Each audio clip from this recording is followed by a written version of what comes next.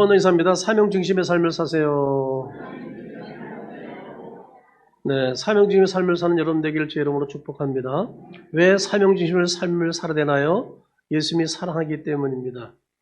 우리의 사명이 예수부터 왔기 때문인 줄로 믿습니다. 그러므로 마땅히 우리는 사명 중심의 삶을 살아야 합니다. 그럴 때 우리 하나님께서 기뻐하시고 우리를 통해서 영광을 받을 줄로 믿습니다. 사랑 중심이 사명 중심이라는 사실을 잊지 마시기 바랍니다. 지난 2월 21일 밤입니다. 가나안 아프리카 동쪽 섬나라 마다가스카르 공화국의 동부 무라망가 지역의 한 농장에서 강도 7명이 총과 흉기를 가지고 들어와서 두 선교사님을 위협했죠.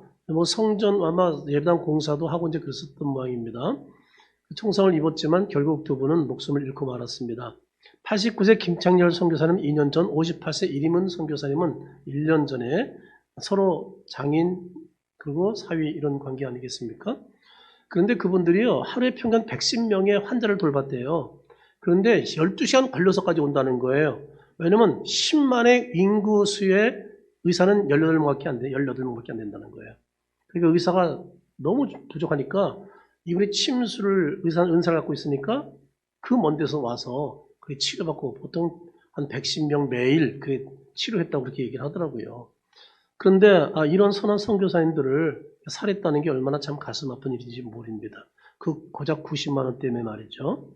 참 너무 귀한 분들인데 많은 사람의 기쁨과 소망을 주던 선교사님들 아니겠습니까? 이런 소식을 우리는 좀 마음이 무거워집니다. 사실 이런 분들이야말로 더 살아야 하는 분이 아닌가 생각이 들어요. 진정 사명을 생명처럼 여기면서 사역한 훌륭하신 선교사님들입니다. 순교 소식을 들은 유가족들이 말합니다.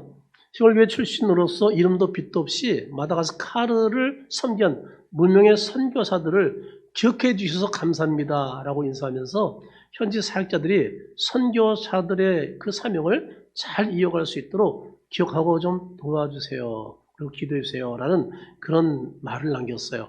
역시 사명을 받은 분들은 가족도 다른가 봐요. 원하는 선교사님들의 사명을 잘 이어가기를 바라고 그리고 또 유가족들에게 하나님의 위로가 늘 큰 위로가 임하기를 제 이름으로 축복합니다. 우리는 성경을 통해서 사명이 무엇인지를 다시 한번 깊이 깨닫게 됩니다. 사명은 생명보다 귀한 것입니다. 아멘이죠? 그런데 우리는 이 사실을 오늘 본문을 통해서 배울 수 있는데 근데 우리는 예수님을 통해 특별히 일찍 배웠습니다.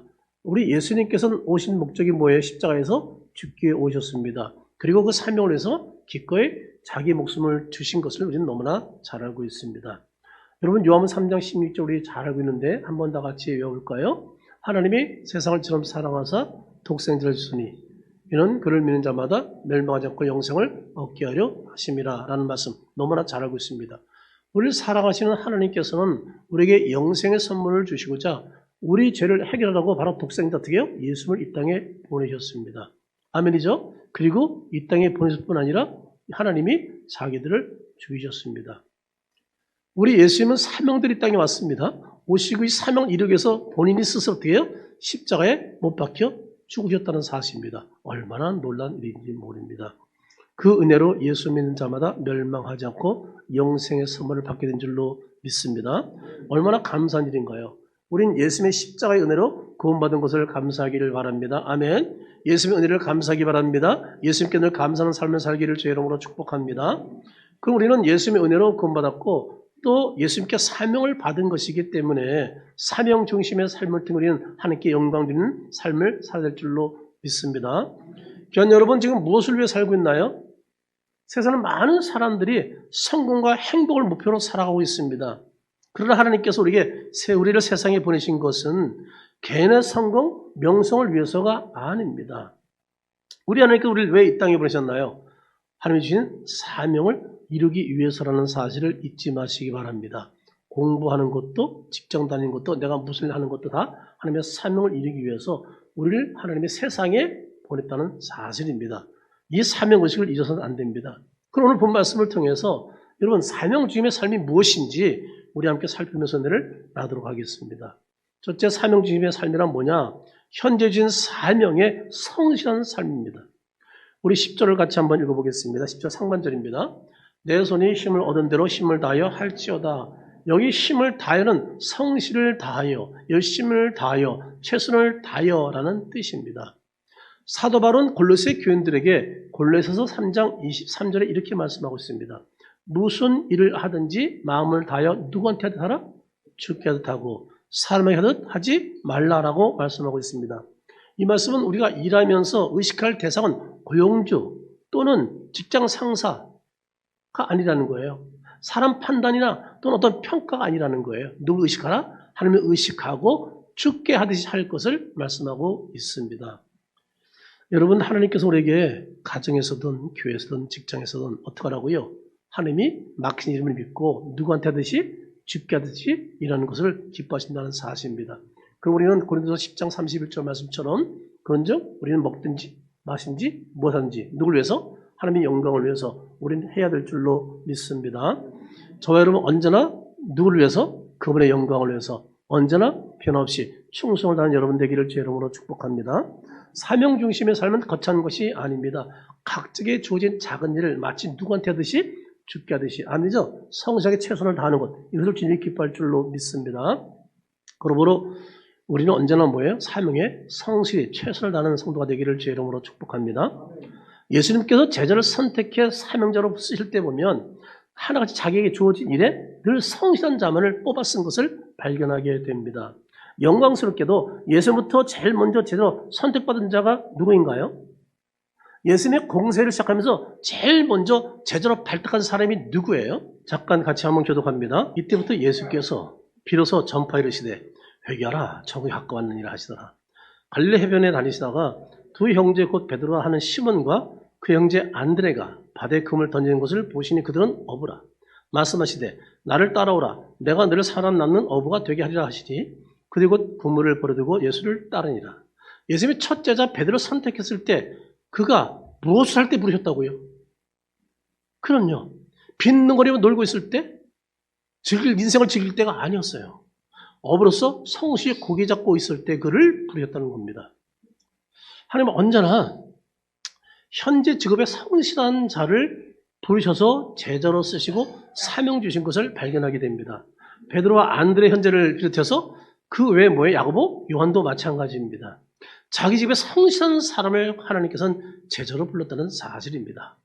이 성실하게 사는 게 얼마나 중요한지 몰라요.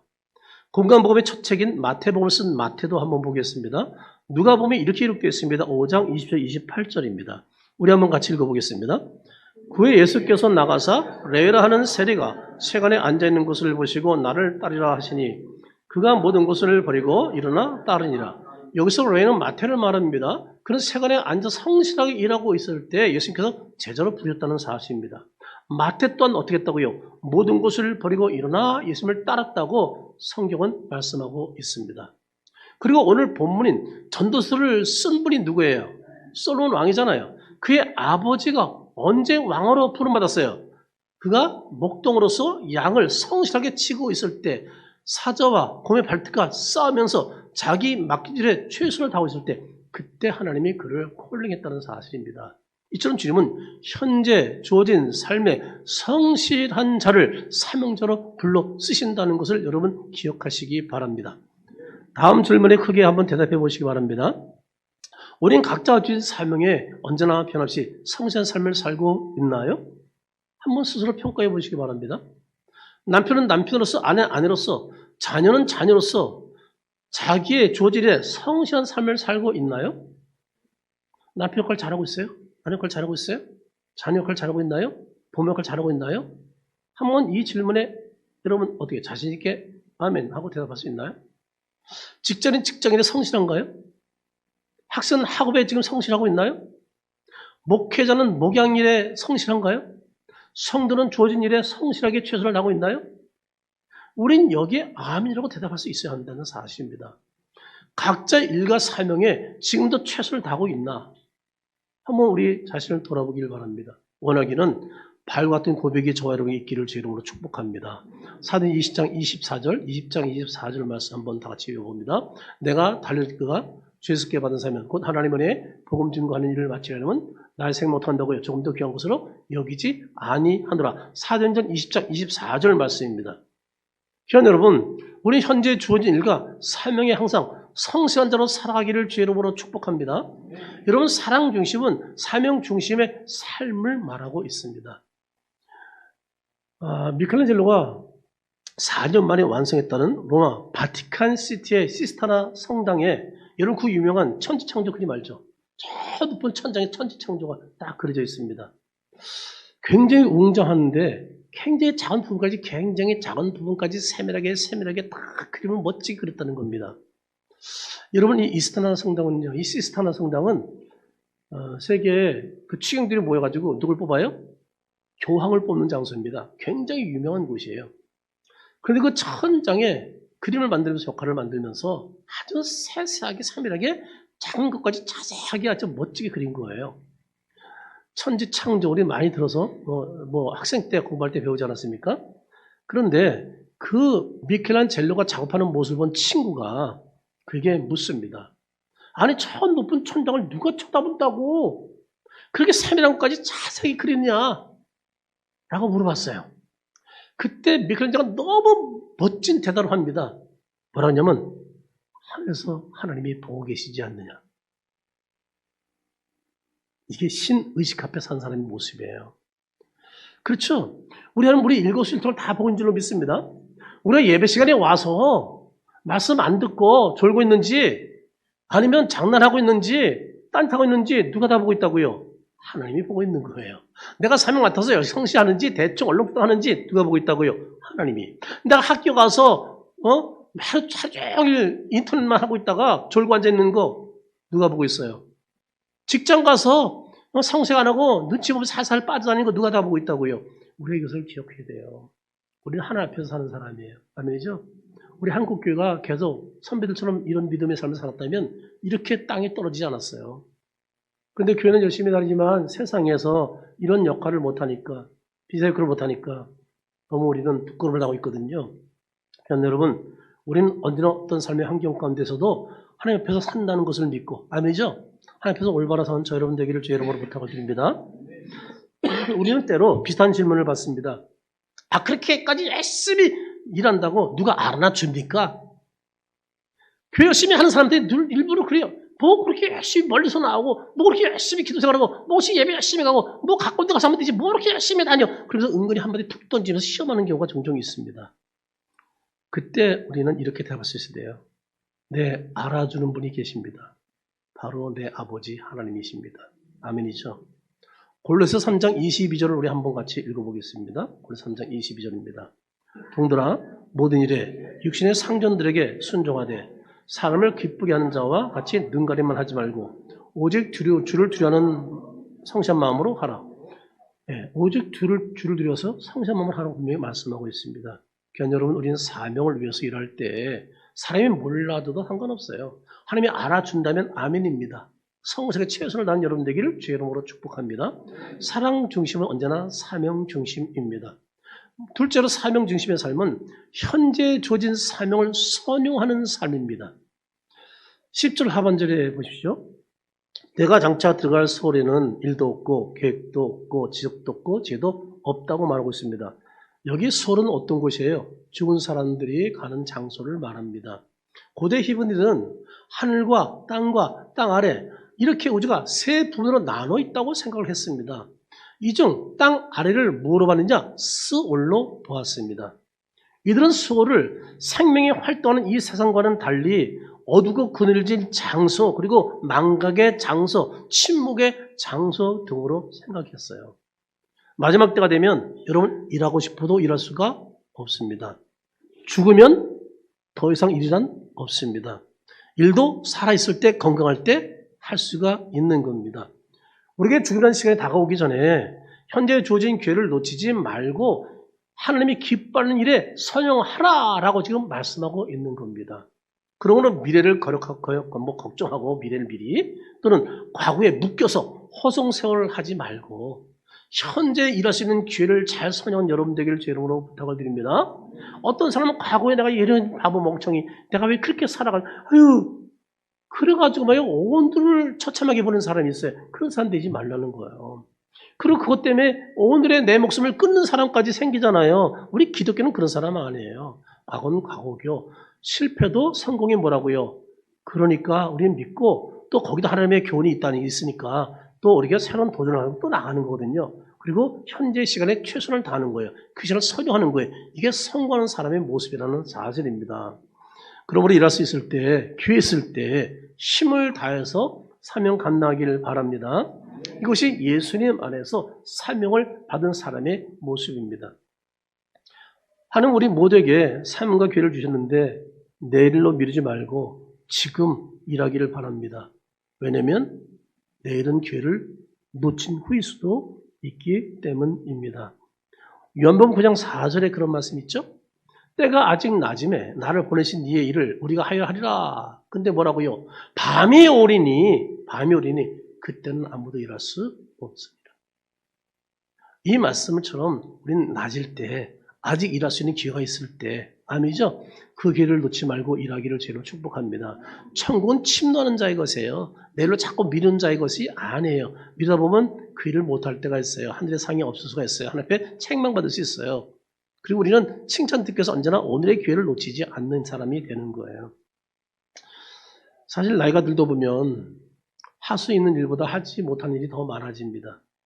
저도 이제 나이가 이제는 한참 뒤로 갔잖아요. 그러니까 하고 싶어도 못합니다. 몸이 따르질 않습니다. 오늘도 아내가 뭐 좀 갖고 와라는데 무거워요.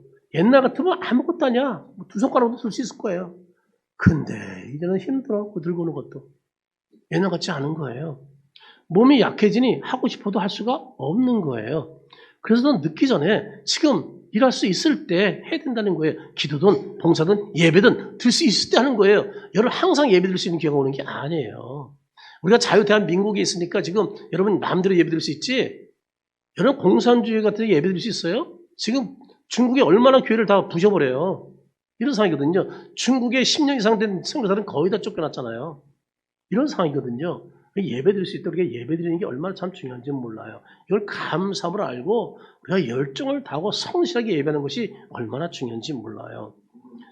제가 지난달에 이제 이번 주까지 김옥진 권사님 그리고 장기자 권사님, 최선욱 권사님, 김현자 권사님의 신방을 다녀왔잖아요. 이분들이 예배를 엄청 사모해요. 제가 몸이 몇 개라면 매일 가서 예배를 인도하고 싶을 정도예요. 엄청 예배를 사모해요. 그런데 제가 다 갈 수가 없잖아요. 그래서 2달에 한 번씩 가기로 약속을 했는데 그날을 손꼽아 얼마나 기다리는지 몰라요.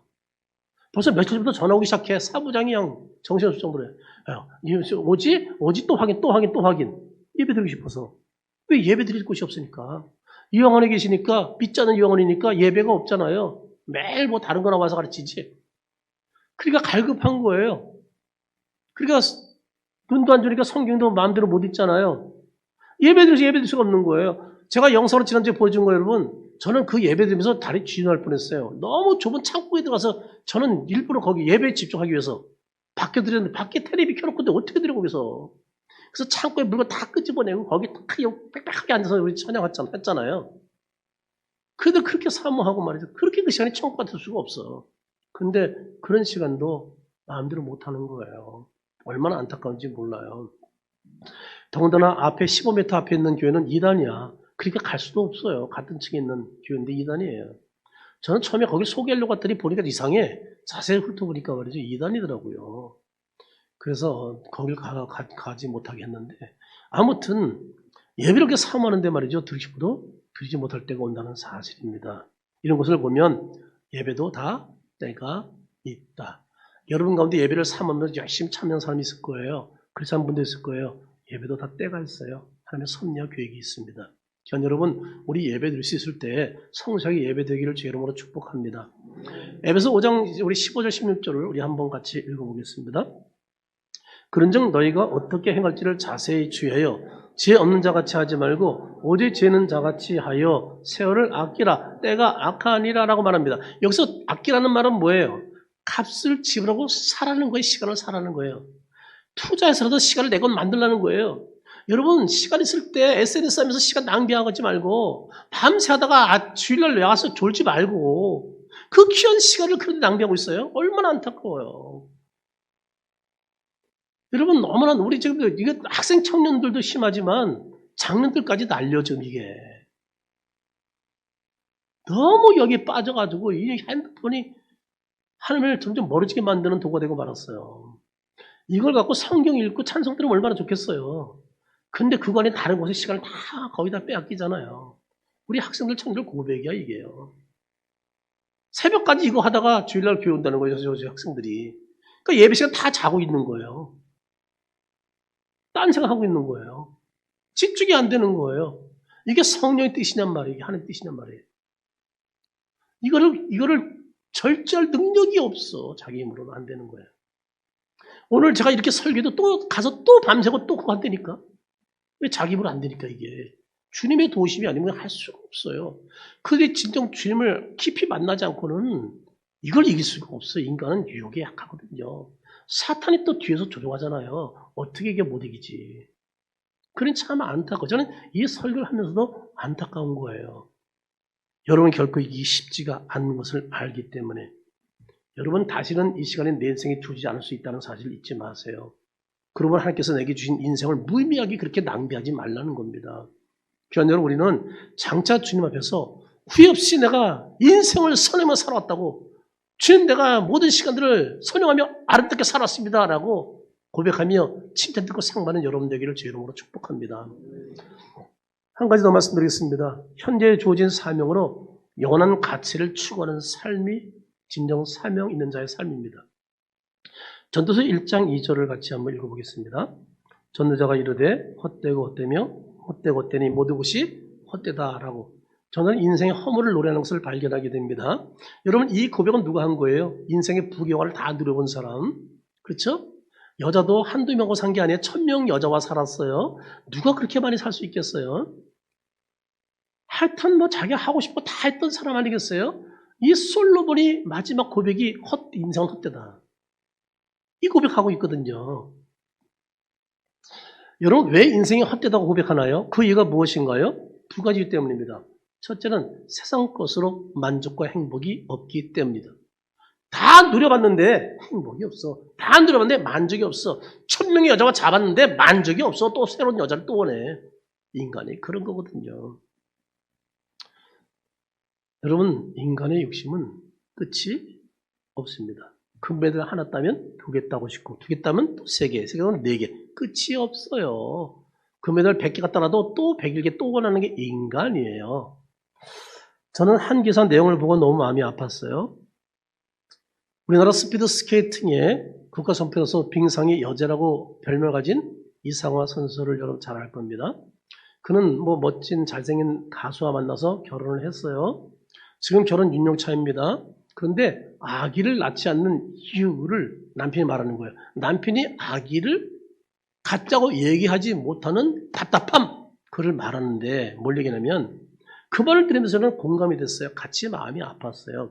왜냐면 제가 지금 또 얼마 전에 갔더니 병원이 무릎이, 전 몰랐어요. 무릎이 골절됐었네요. 몰랐어요. 어쩐지 안 좋더라고요. 그들이 연골이 거의 없잖아요. 그리고 저는 발목 수술했을 때 다 뼈를 못 잡아내서 결국 부러진 뼈들이 발목을 돌다가 한 번씩 신경 건드리면 제가 찝 하면서 깜짝 놀라며 쓰릴 정도로 고통을 느끼거든요. 그게 평생 가지고 가는 거예요, 이게요. 그런데 빙상 선생을 하면서 얼마나 이상화 선수가 몸을 혹사했는지, 무릎 골절이 있었고, 그리고 무릎 안에 혹도 있고, 부서진 뼈들이 지금도 아직 남아있다는 거예요. 무릎 연골은 아예 없고, 발목도 안 좋아서 하루에 걷다가도 5번 이상 넘어진다는 거예요.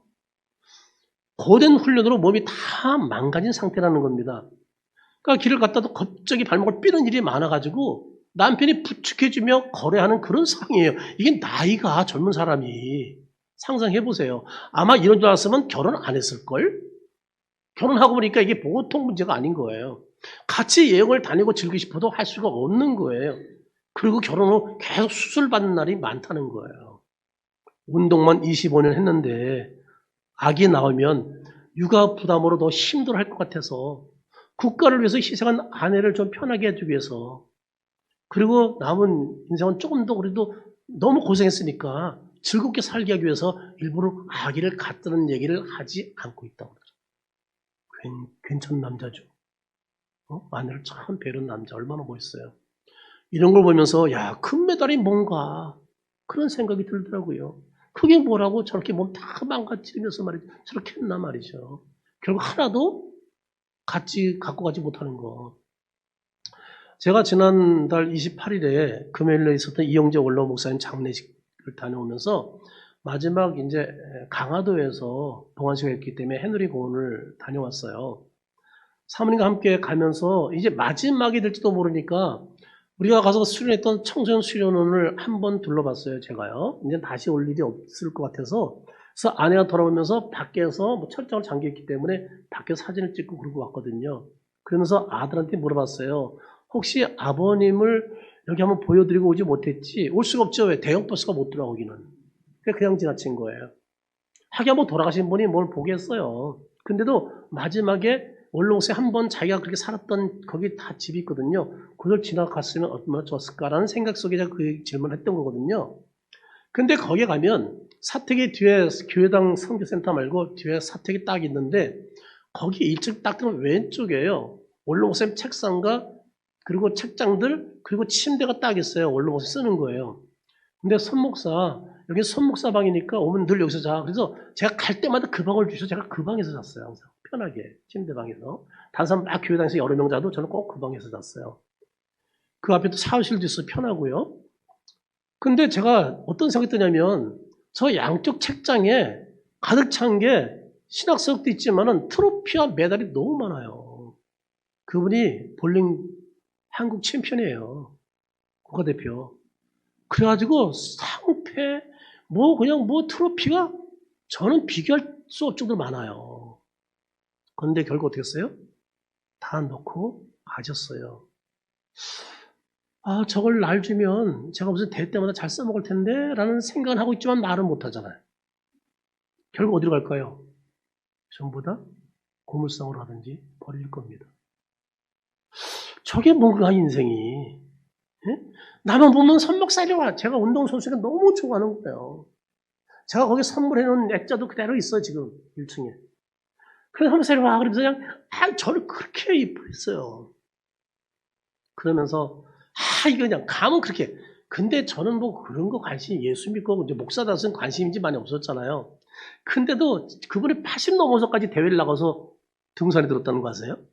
그 정도로 잘해요.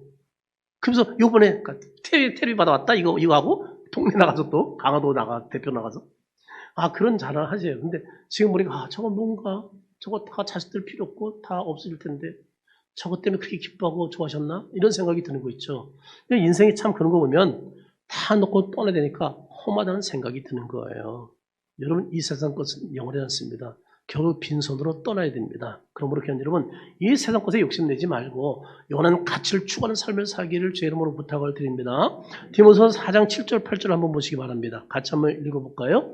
나는 선한 싸움을 싸우고 나의 달기를 마치고 믿음을 지켰으니 이제 나를 위하여 의의 멸류관이 예배되었으므로 주 곧 우르신 재판장이 그날에 내게 주실 것이며 내게만 아니라 주의 나타나심을 사모하는 모든 자에게도니라. 아멘이죠. 믿음을 지키고 사명에 충성한 자에게 하나님은 하늘의 상을 의의 멸류관을 주겠다고 말씀하고 있습니다.